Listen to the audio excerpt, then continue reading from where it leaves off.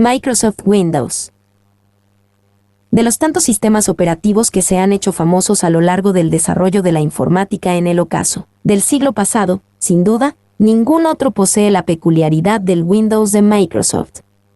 Rodeado por todo tipo de mitos acerca de su emprendedor y ambicioso creador, solidificado sobre la base de un sistema DOS, cuya irrupción en la primera PC tenía más de suerte que de propósito, amparado por disfrutar de un férreo y despiadado control de mercado, es hoy por hoy, odiado o amado, el sistema operativo más extendido del planeta.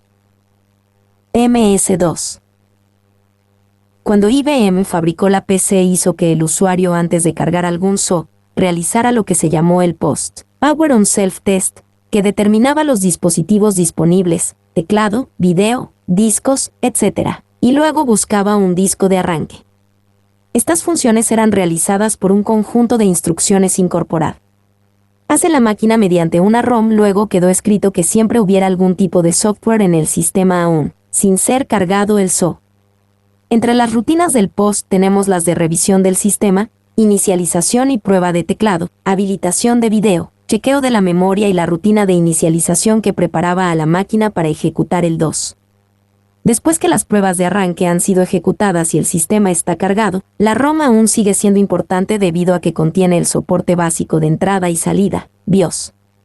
La BIOS provee un conjunto de rutinas que el SO o los programas de aplicación pueden llamar para manipular el monitor, teclado, discos duros, discos flexibles, puertos COM o impresoras. El trato de IBM con Microsoft tenía, entre otras condiciones, una particularidad interesante. La administración directa de las tarjetas adaptadoras podría ser manejada solo por programas que IBM proveía con la ROM del computador. El DOS sería escrito para utilizar estos servicios. De esta manera, si IBM decidía cambiar el hardware, este podía embarcar nuevos modelos de chips con cambios en la BIOS y no requería que Microsoft cambiara el SO. Ello posibilitó, junto con la clonación de la arquitectura de IBM incluido la BIOS, que el DOS se extendiera por el universo, aun cuando el gigante azul rompiera su alianza con Microsoft, en 1991, para producir su propio SO. Microsoft había hecho un trabajo estratégico brillante e IBM había perdido la supremacía de las computadoras para siempre. Realmente el núcleo del DOS estaba contenido en un par de archivos ocultos llamados IO, SysIMS2. SYS en las versiones de DOS realizadas por Microsoft, e IMBIO, SYS, para las versiones de DOS hechas por IBM bajo licencia Microsoft. Los servicios del DOS eran solicitados cuando una aplicación llamaba a la interrupción 21, INT21, reservada para estos fines. Esta buscaba un punto de entrada del administrador de servicios del DOS en una tabla y saltaba a la rutina en el módulo OMS2, SYS. En otro SO, la aplicación debía realizar una llamada al sistema, System Call, para requerir servicios, como, por ejemplo, en Unix. Otro rasgo distintivo del MS-DOS fue la forma en el manejo de la estructura de ficheros, la FAT, File Allocation Table, o tabla de asignación de archivos, que dividía al disco en subdirectorios y archivos. Criticados por muchos como un sistema poco seguro y no eficiente, la herencia sobrevivió por mucho tiempo y no fue hasta época reciente que Microsoft decidió reemplazarlo por un sistema más robusto, el NTFS, que destinó a la gama alta de su SO, el Windows NT 2000 y XP. Windows 1.0. Microsoft hizo su primera incursión en lo que luego se llamaría Microsoft Windows en el año 1981 con el llamado Interface Manager, en tiempos en que las interfaces gráficas de usuario, GUI, eran una quimera de lujo para muchos, en tanto la computación estaba suscripta al área geográfica de los centros académicos, grandes instituciones y empresas. Más que un SO, se trataba en realidad de una interfaz montada sobre su estrenado DOS. Aunque los primeros prototipos usaban una interfaz similar a una de las aplicaciones estrellas de la compañía, en aquel entonces, el Multiplan, luego esta fue cambiada por menús pull-down y cuadros de diálogo, similares a las usadas en el programa Xerox Star del mencionado fabricante. Al sentir la presión de programas similares en aquel entonces, Microsoft anuncia oficialmente Windows a finales del año 1983. En ese momento, muchas compañías trabajan la línea de las interfaces gráficas, entre Ellas Apple, reconocida casi por todos como la primera DQD. CuratorDeck, Amiga Workbench, NextStep, etc. Windows prometía una interfaz GUI de fácil uso, soporte multitarea y gráfico. Siguiendo el rito de los anuncio-aplazamientos de Microsoft, Windows 1.0 no llegó a los estantes de los negocios hasta noviembre de 1985, disponiendo de un soporte de aplicaciones pobres y un nivel de ventas pírrico. El paquete inicial de Windows 1.0 incluía MS2 ejecutivo, calendario, tarjetero, el Notepad, terminal, calculadora, reloj, panel de control, el editor PIF, Program Information File, un spooler de impresión, el clipboard, así como el Windows Write y Windows Paint. Windows 2.0. Windows/286 y Windows/386, renombrados como Windows 2.0, terminan la saga en el otoño de 1987, al ofrecer algunas mejoras de uso, adicionar iconos y permitir la superposición de ventanas, lo que propició un marco mucho más apropiado para la conubicación de aplicaciones de mayor nivel como el Excel, Word, CorelDRAW, AMI y PageMaker, etc. Una notoriedad del Windows/386 lo constituyó el hecho de poder correr aplicaciones en modo extendido y múltiples programas DOS de manera simultánea. Windows 3.0. El Windows 3.0, que aparece en mayo de 1990, constituyó un cambio radical del ambiente Windows hasta entonces. Su habilidad de direccionar espacios de memorias por encima de los 640K y una interfaz de usuario mucho más potente propiciaron que los productores se estimularan con la producción de aplicaciones para el nuevo programa. Ello, unido a la fortaleza dominante del MS2 como llevado de la mano de la gula insaciable del gigante corporativo, hizo que el Windows 3.0 se vislumbrara como el primer gráfico, siempre con el MS2 bajo su estructura, marcado para dominar el mercado de las PCs en el futuro inmediato. Windows 3.0 fue un buen producto, desde el punto de vista de las ventas, 10 millones de copias. Windows 3.1 y 3.11. En 1992 llegaría la saga del Windows 3.1 y 3.11, así como su variante para trabajo en grupo.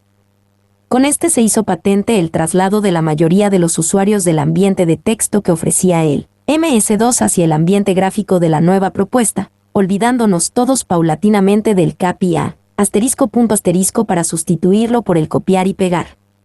Las primeras aplicaciones adquiridas y // o desplazadas por Microsoft ofrecidas como un todo único, el ambiente de red peer-to-peer, los sistemas de upgrade de una versión a otra y el tratamiento diferenciado para los revendedores y los fabricantes OEM, caracterizaron los movimientos de Microsoft para afianzar el mercado de su SO insignia. En el caso de la versión para trabajo en grupo, Microsoft integró por primera vez su SO con un paquete de tratamiento para redes, lo que permitió, sobre un protocolo propio, el compartir ficheros entre PCs, incluso corriendo DOS, compartir impresoras, sistema de correo electrónico y un planificador para trabajo en grupo. Sin embargo, lo realmente llamativo consistió en su plena integración con el ambiente Windows y con ello garantizar, independiente de la calidad del producto final, un seguro predominio. Windows 95. El año 1995 significó un nuevo vuelco en la línea de los SO de Microsoft. En agosto sale al mercado el controvertido Windows 95, un entorno multitarea con interfaz simplificada y con otras funciones mejoradas. Parte del código de Windows 95 está implementado en 16 bits y parte en 32 bits. Uno de los motivos por los cuales se ha hecho así, ha sido para conservar su compatibilidad. Con Windows 95 podemos ejecutar aplicaciones de Windows 3.1, 3.11, MS2 y obviamente las nuevas aplicaciones diseñadas específicamente para este sistema operativo. Entre las novedades que ofrece Windows 95 cabe destacar el sistema de ficheros de 32 bits, gracias al cual podemos emplear nombres de ficheros de hasta 256 caracteres, FAT y CDFS, Debido a que se trata de un sistema operativo de modo protegido, desaparece la barrera de los 640K. Hemos de tener presente que aunque la mayor parte de Windows 3.1 es un sistema de modo protegido, este se está ejecutando sobre un sistema operativo que trabaja en modo real. La interfaz de Windows 95 también ha sido mejorada. El primer gran cambio que veremos al empezar a trabajar será la desaparición del administrador de programas. Ahora tenemos un escritorio al estilo del sistema 7 de los Macintosh o NeXT. Viene a sustituir al sistema operativo 2 y a su predecesor Windows 3.1. Frente al 2 tiene tres ventajas importantes. En primer lugar, toda la información presentada al usuario es gráfica, mientras que el 2 trabaja con comandos en modo texto formados por órdenes difíciles de recordar. En segundo lugar, Windows 95 define una forma homogénea de utilizar los recursos de la computadora, lo cual permite compartir datos entre las distintas aplicaciones, así como utilizar con facilidad los elementos de hardware ya instalados. En tercer lugar, Windows 95 es un sistema operativo que permite ejecutar varias aplicaciones a la vez, multitarea, mientras que en 2 solo se puede ejecutar un programa en cada momento. A solo 7 semanas de su lanzamiento ya se habían vendido 7 millones de copias. Es la época del despegue de Internet y el www y su visualizador dominante, el Navigator de Netscape. Microsoft, en un error poco común de su timonel, no se había dado cuenta que el futuro de las computadoras estaba precisamente en la red y que Internet significaría toda una revolución en la rama. Además de empotrar su navegador y obligar a los fabricantes de PCs a tenerlo en cuenta, ese mismo año se crea The Microsoft Network y mediante su incursión acelerada en los medios masivos de comunicación, surge MSNBC un año después. Windows NT. La misión del equipo de desarrolladores que trabajó el NT estaba bien definida: construir un SOC que supliera las necesidades de este tipo de programa para cualquier plataforma presente o futura.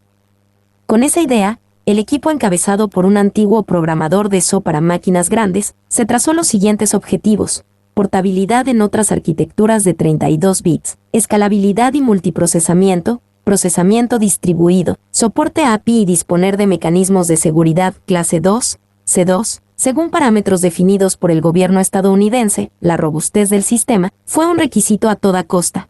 El NT debía protegerse a sí mismo de cualquier mal funcionamiento interno o daño externo, accidental o deliberado, respondiendo de manera activa a los errores de hardware o software. Debía ser desarrollado orientado al futuro, prever las necesidades de desarrollo de los fabricantes de equipos de cómputo, su adaptación tecnológica no solo al hardware, sino al propio software. Todo ello sin sacrificar el desempeño y eficiencia del sistema. En cuanto al certificado de seguridad, C2 debiera cumplir con los estándares establecidos por este, como la auditoría, la detección de acceso, protección de recursos, etc.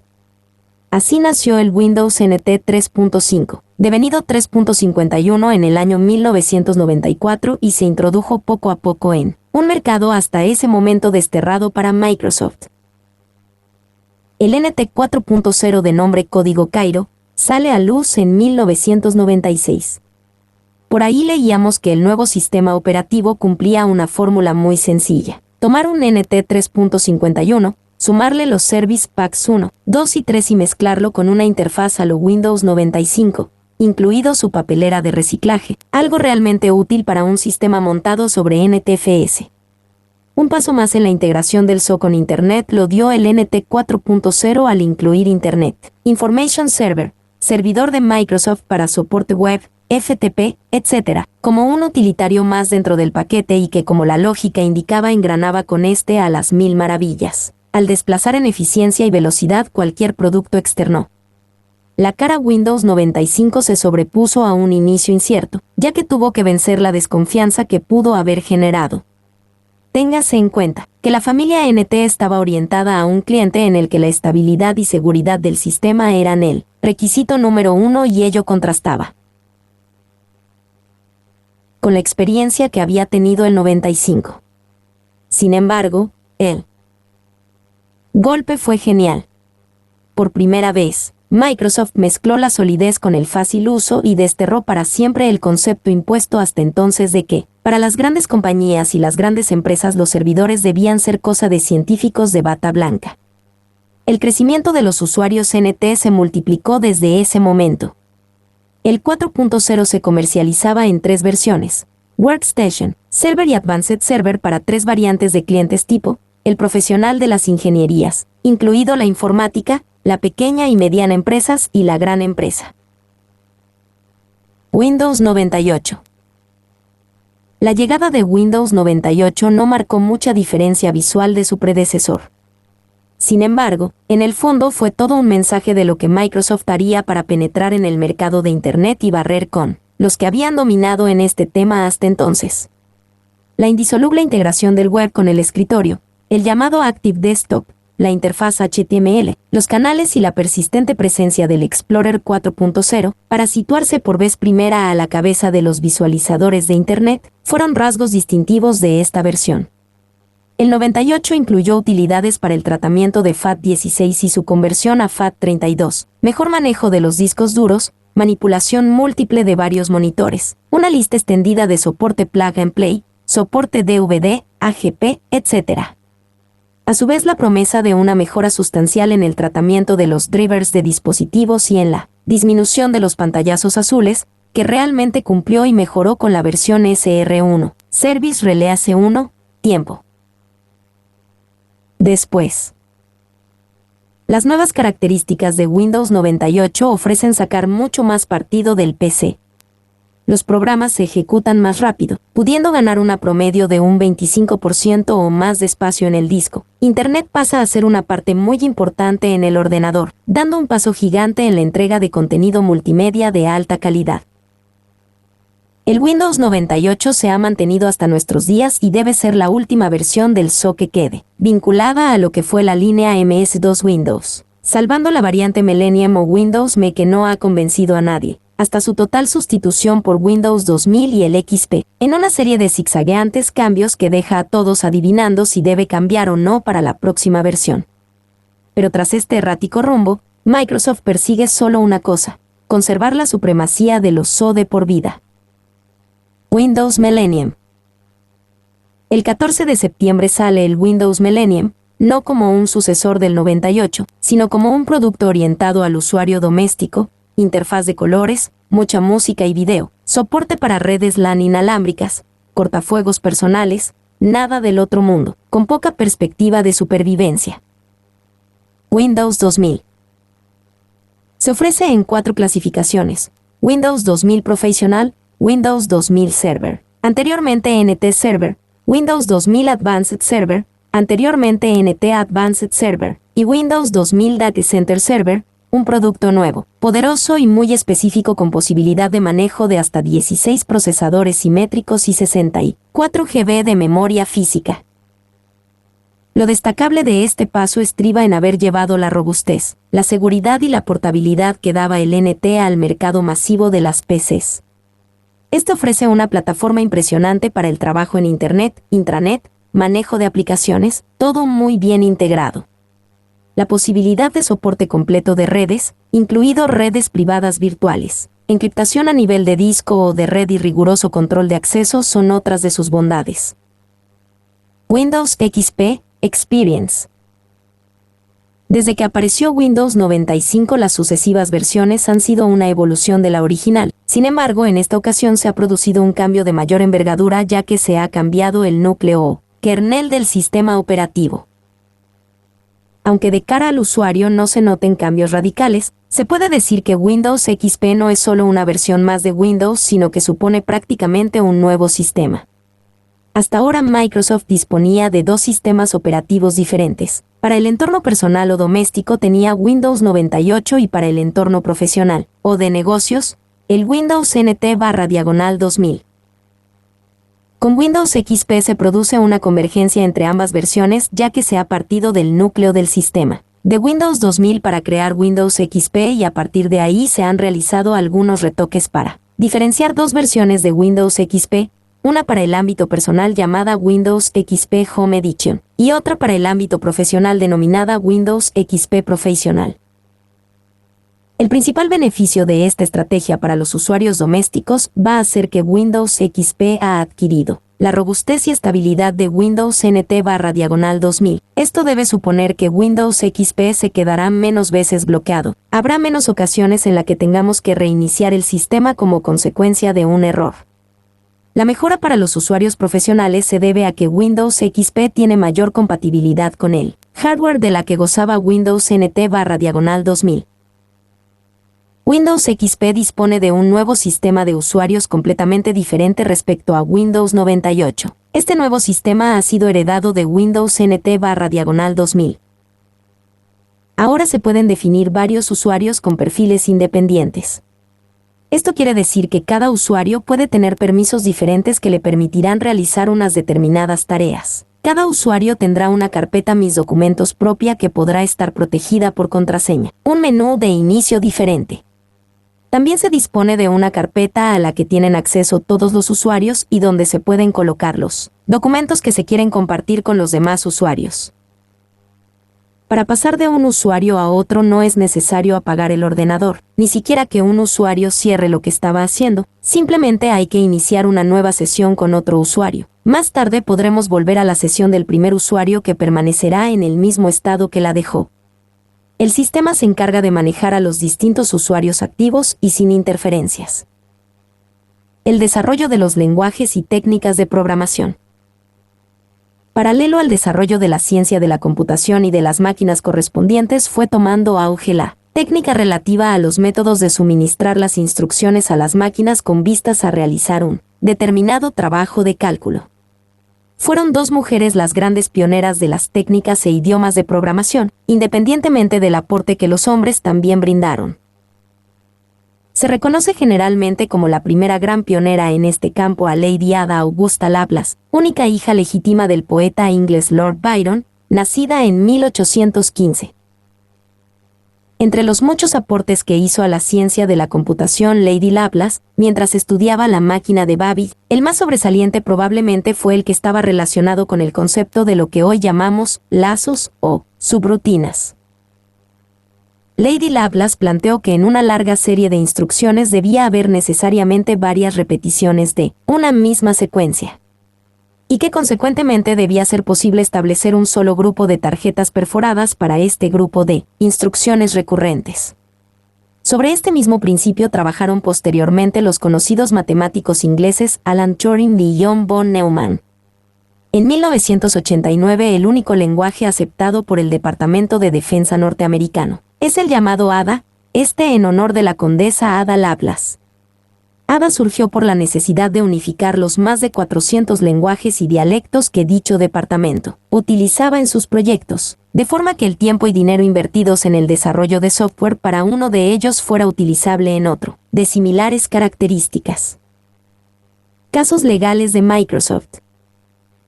Dominación de mercado y libre competencia en la nueva economía de la sociedad de la información. Aunque las firmas dominantes en el sector de las TI no se asemejan a los monopolios tradicionales que han podido surgir a lo largo de la historia en otros sectores de la economía, sin embargo, el buen funcionamiento de los mercados exige su sumisión a las leyes de defensa de la competencia. El juicio que desde el 19 de octubre enfrenta a Microsoft con las autoridades antitrust de los Estados Unidos no es un caso aislado y de naturaleza particular, sino que sus consecuencias tendrán un impacto indudable sobre las bases económicas y jurídicas en las que se asienta el funcionamiento de los mercados de tecnologías de la información. Los razonamientos tradicionales del análisis microeconómico clásico a favor del ideal de la libre competencia y en contra de las imperfecciones del mercado son bastante conocidos. Sin embargo, lo que abunda en la práctica, en el funcionamiento real de la mayoría de los sectores económicos, son precisamente las imperfecciones. Los mercados son instituciones que reúnen a productores y consumidores, y ya Alfred Marshall I, el gran economista de la Universidad de Cambridge, explicó cómo su estructura determina en gran medida la manera en que actúan las fuerzas encargadas de resolver la pugna del reparto del valor económico creado, es decir, que parte del mismo irá al consumidor, utilidad, y cuál al productor, beneficio. Los mercados que se aproximan al modelo de competencia perfecta se acercan al denominado óptimo paretiano. 2. en el sentido que promueven la eficiencia en la asignación de recursos, pues tienden a equilibrar los costes marginales de los productores, por tanto sus beneficios, con las utilidades marginales, excedentes, de los consumidores. En el polo opuesto se sitúa el monopolio, desviación extrema del modelo de competencia perfecta, que es una estructura de mercado que normalmente plantea efectos negativos para el consumidor, conduciendo a situaciones ineficientes en términos de cantidades, calidades, variedades o precios de los bienes y servicios intercambiados. Entre ambos extremos, la competencia perfecta y el monopolio, se sitúan un buen número de estructuras de mercado basadas en modelos intermedios, que pueden denominarse genéricamente como de competencia imperfecta, 3, y que han sido objeto de estudio preferente por la ciencia de la economía industrial a partir de la década de 1930. Estos tipos de mercados imperfectos son los que, como señalaba anteriormente, tienden a darse en la práctica en casi todos los sectores productivos y en casi todos los países desarrollados.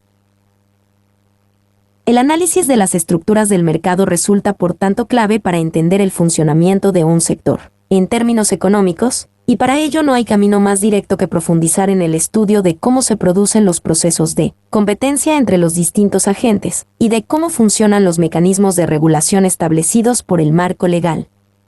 Estos últimos son principios del ordenamiento jurídico que legitiman la intervención de los poderes públicos, interfiriendo en ocasiones el libre juego de los intereses de los particulares, con el fin de corregir, 4. La propensión de algunos mercados hacia una imperfección creciente y por tanto el riesgo de crear efectos negativos para los consumidores.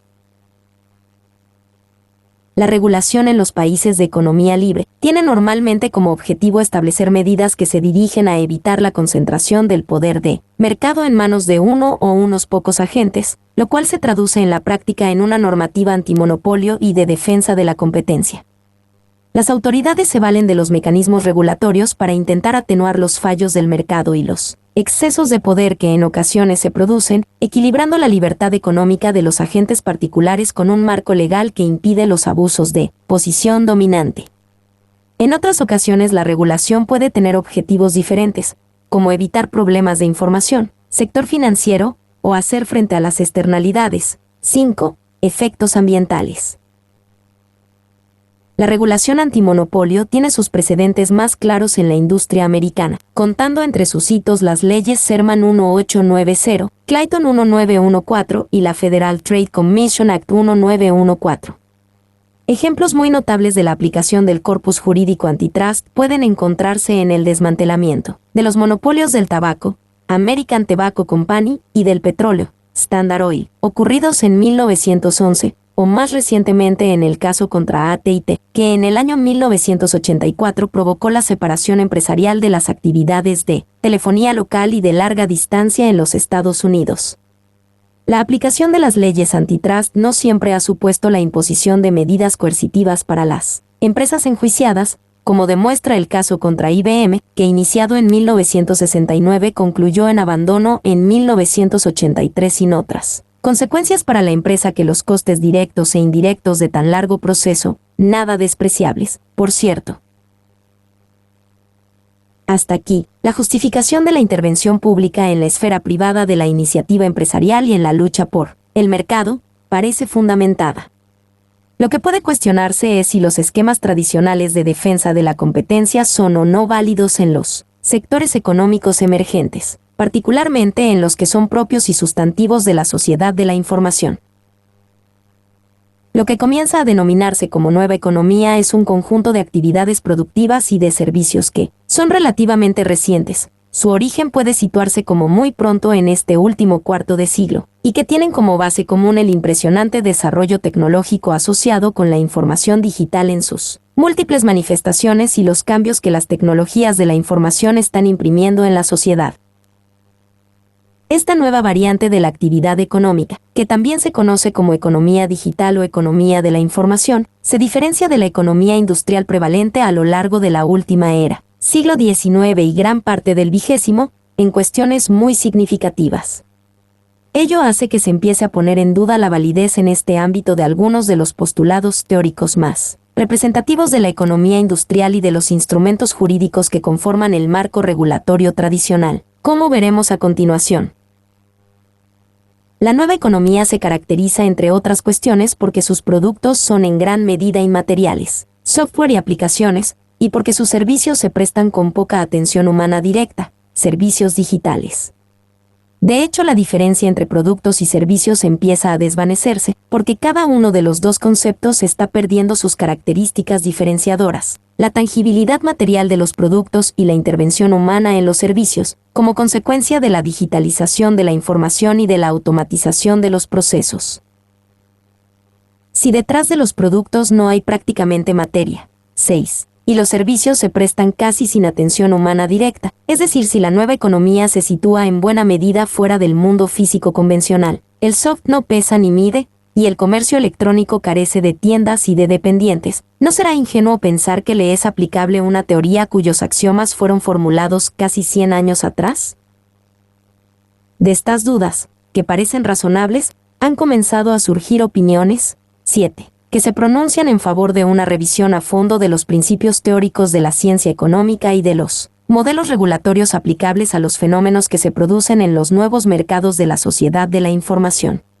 Una de las cuestiones más interesantes, que se presenta por primera vez ante la opinión pública de la mano del caso Microsoft, es la que se refiere a la validez de los principios y reglas que se aplican a la defensa de la libre competencia y al control de los problemas asociados tradicionalmente con la dominación del mercado por una firma, monopolio, o por un número limitado de ellas actuando de forma coordinada. Conviene recordar brevemente cuáles son los argumentos de la teoría económica clásica en contra de las estructuras de mercado basadas en una firma dominante y particularmente contra el monopolio espontáneo, es decir, no regulado. En síntesis serían los 4 siguientes. El monopolista maximiza su beneficio produciendo una cantidad menor de bienes de la que se produciría en un mercado en competencia, problema de desabastecimiento. El monopolista fija el precio en un nivel superior al que correspondería a una situación de competencia, problema de carestía. El monopolista reduce la variedad de la oferta de bienes en el mercado, problema de elección. El monopolista produce bienes de calidad inferior a los que aceptaría un mercado en competencia, problema de calidad. Los 4 problemas anteriores, 8, son una muestra de la ineficiencia de este tipo de estructura de mercado, cuyas consecuencias se trasladan al consumidor en forma de efectos perjudiciales. De ahí la justificación de las políticas antimonopolio y de la intervención pública para su desmantelamiento. A los ojos del Departamento de Justicia de los Estados Unidos y de los 19 estados de la Unión que se han adherido al caso contra Microsoft, lo que resulta reprobable de esta compañía no es su vitalidad económica ni su éxito, sino la posición de dominio cuasi absoluto que ejerce en su mercado, SO para PCs, y la forma en que esta preponderancia se traslada a las relaciones con otras empresas del sector y con los consumidores. En esencia, las principales alegaciones de la acusación son las siguientes. Microsoft basa su dominio del mercado en la utilización ilegal de tácticas bien colusorias o predatorias en relación con los competidores, Netscape. Microsoft atemoriza a las empresas a las que licencia sus SO, principalmente fabricantes de PCs, Digital, Compaq y de microprocesadores, Intel, y les impone prácticas restrictivas de la libre competencia, que serían también ilegales. Microsoft limita el acceso a su tecnología de SO, creando barreras a sus competidores en las líneas de productos que dependen fuertemente de la interfaz con Windows/NT, Lotus, Borland. Microsoft pretende introducir en sus sistemas extensiones propietarias en tecnologías que le han sido licenciadas como abiertas, Java. En el juicio se están exhibiendo además otros argumentos de diversos tipos, aunque menos relevantes desde el punto de vista procesal. La defensa de Microsoft se basa por su parte en la línea argumental siguiente. Las tácticas que utiliza la empresa no son ilegales sino simplemente ásperas, y ello es consecuencia de la tremenda dureza del mercado y de la extremada competitividad que existe en el sector. La agresividad de Microsoft sería simplemente una exigencia impuesta por la lucha para la supervivencia. Cualquiera de las empresas que actúan como testigos de la acusación tenderían a actuar de igual modo si estuvieran en la posición de Microsoft, y si no lo hacen es simple y llanamente porque su posición de mercado no se lo permite, no por razones éticas. No se puede demostrar que Microsoft esté causando a los consumidores los problemas que normalmente se asocian a un monopolio, escasez, carestía, etc. En consecuencia, no puede sostenerse bajo ese punto de vista la acusación de prácticas monopolísticas. La empresa debe su fortaleza y su posición en el mercado a su excelencia tecnológica, a su competitividad comercial y a su olfato para los negocios, atributos que en una economía libre deben considerarse dignos de mérito y no susceptibles de castigo. El juez Jackson, competente en este caso, dictará su veredicto dentro de algunas semanas, quizás meses. También es posible que el juicio concluya con un acuerdo fuera de la corte, como ha sucedido en el caso aún más reciente contra Intel. O también podría suceder que el proceso se alargase en medio de discusiones doctrinales y contradeclaraciones de testigos. La conclusión del caso antitrust contra Microsoft podría adoptar alguno de los finales siguientes, cuya probabilidad es aún difícil predecir. Se retiran los cargos, declarando a Microsoft inocente, y por tanto no se toman medidas restrictivas sobre la compañía. Todo sigue igual que antes, salvo el mercado que en estos meses habrá cambiado. Se obliga a desmembrar la empresa, desintegrando los negocios actuales y separando jurídicamente las diferentes líneas de productos, sistemas operativos, ofimática, Internet, medios, etc. Sería una solución semejante a la del caso AT&T. Se obliga a Microsoft a permitir el libre acceso al código fuente de sus SO, en condiciones de igualdad para la propia empresa, las firmas colaboradores, fabricantes de PCs, y los competidores, Netscape, Lotus, etc.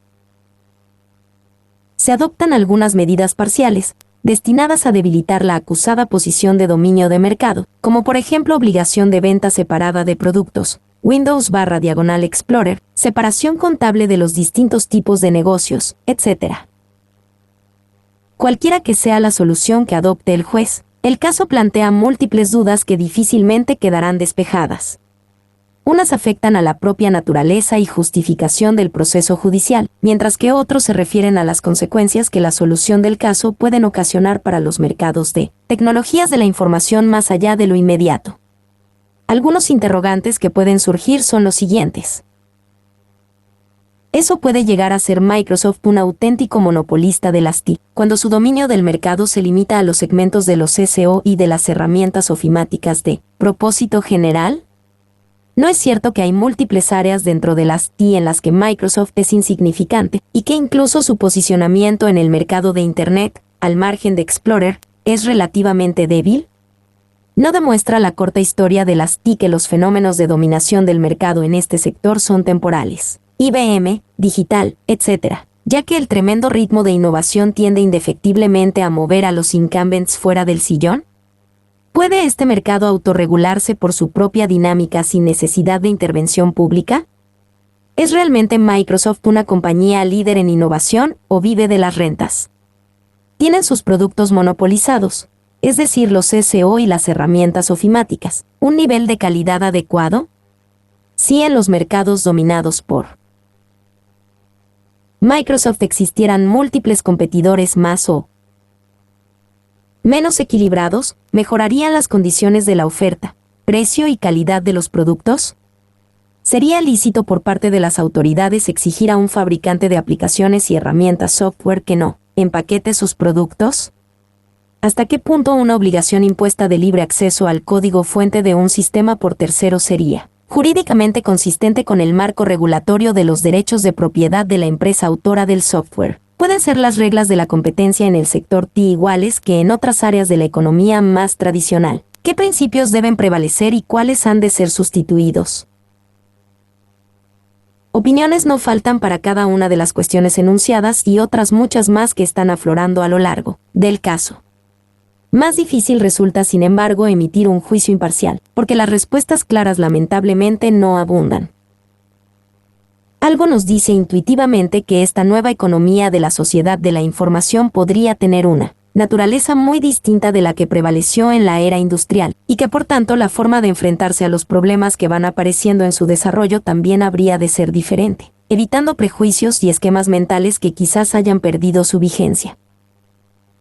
Grande es sin duda la responsabilidad de su señoría el juez Thomas Painfield Jackson. Esperemos que la sentencia que dicte sobre el caso Microsoft no solo sea justa en el marco del litigio planteado, sino que además contribuya a sentar unas bases jurisprudenciales que ayuden a orientar la regulación de la nueva economía de las tecnologías de la información por la senda del progreso. ¿Qué es una licencia de software? Una licencia de software le ofrece el derecho a ejecutar o acceder a un programa de software. El licenciamiento del software es diferente de, por ejemplo, adquirir un coche o una vivienda, dado una licencia le otorga el derecho a utilizar un software bajo una serie de requisitos que determinan cómo puede ser utilizado ese software. Estos requisitos incluyen aspectos tales como la elegibilidad en la implementación, las transferencias de software a otros usuarios y la posibilidad de utilizar versiones anteriores del software, bajo una licencia de un producto más reciente. Las licencias de software de Microsoft generalmente vienen con uno o dos tipos de acuerdos en cuales se especifican cómo puede utilizar el software. El primero, con el cual están más familiarizados los usuarios, es un contrato de licencia de usuario final, CLUF. Si VD ha adquirido alguna vez una licencia de software en caja o ha adquirido un PC nuevo con el software ya instalado, probablemente ya haya visto un CLUF. El CLUF generalmente viene en la caja del software impreso en papel o es una ventana emergente que aparece cuando VD va a instalar el software. Generalmente debe aceptar los términos y condiciones de la licencia del software antes de instalarlo. El segundo tipo de acuerdo, los derechos de uso del producto, PUR, del inglés Product Use Rights, es similar al CLUF salvo que el PUR pertenece al software licenciado a través de un programa de licencias por volumen. El PUR, junto con el acuerdo del programa de licencias por volumen de Microsoft bajo el cual una licencia es adquirida. Regula el uso del software de licencias por volumen de Microsoft. Las opciones de licenciamiento de Microsoft. Las licencias de software de Microsoft pueden ser obtenidas a través de tres formas primarias: producto empaquetado, caja, software preinstalado en un PC nuevo, OEM, y licencias por volumen. Producto empaquetado, caja. El producto empaquetado se presenta en una caja cerrada y embalada. Las licencias para este tipo de software se pueden adquirir generalmente en cualquier establecimiento o superficie comercial que ofrezca productos de software. El producto empaquetado está orientado a aquellos clientes que necesitan pequeñas cantidades de licencias de software. Software preinstalado. Las licencias de software preinstalado, OEM, se adquieren cuando se adquiere un PC nuevo con software legalmente reinstalado. Microsoft Office y Microsoft Windows marca registrada son ejemplos de este tipo de software. Si VD ha adquirido alguna vez un PC con Windows instalado, VD ha adquirido una licencia OEM. Licencias por volumen. Los programas de licencias por volumen de Microsoft pueden ser la opción más adecuada para su organización si VD necesita varias licencias de software Microsoft. Las licencias por volumen son una forma flexible y económica de adquirir desde 5 hasta miles de licencias de software Microsoft. Los programas de licencias por volumen de Microsoft ofrecen importantes ahorros, procesos de adquisición flexibles, numerosas opciones de pago y otros beneficios tales como Software Assurance. Mi nombre es Demim. Soy tu asistente personal. Mi sitio en internet es demim.es.tl.